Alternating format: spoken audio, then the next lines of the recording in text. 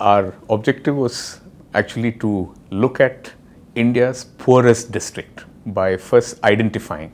And this entire exercise, what we plan to do is over the next 1 year, we will write on what is happening in the poorest district in India.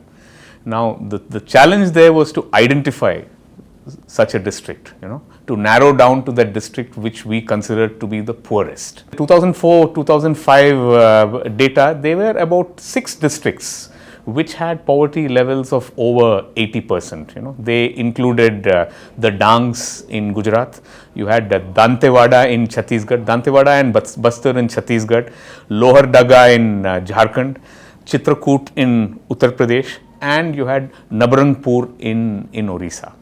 Okay. So we started looking at various parameters. So we examined for each of these districts, these 6-7 districts, which were the most poor in 2004-05. And this is where we eventually came to Nabrangpur.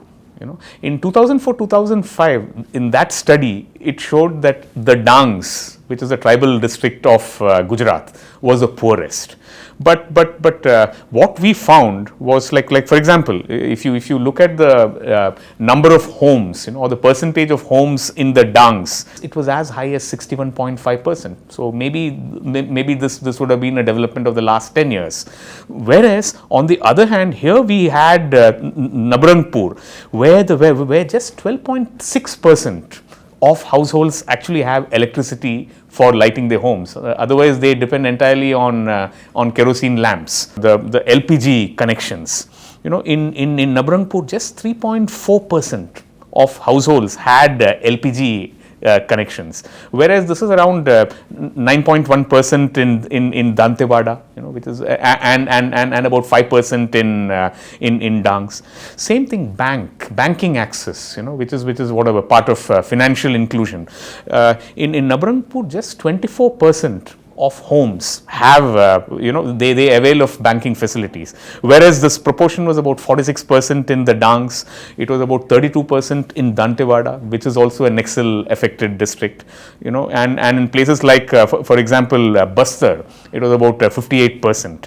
So when we looked at all these indicators, the percentage of homes having toilets, within their premises, and percentage of households owning two-wheelers, basically bikes or scooters, percentage of households owning televisions, households who have, a source of drinking water from a treated, tap water source.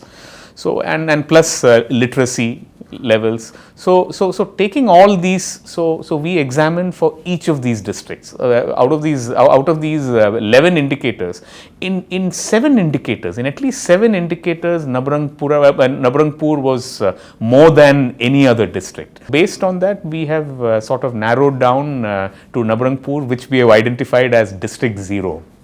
That is and that's what we are going to have in the next 1 year. We are going to write reports on the ground.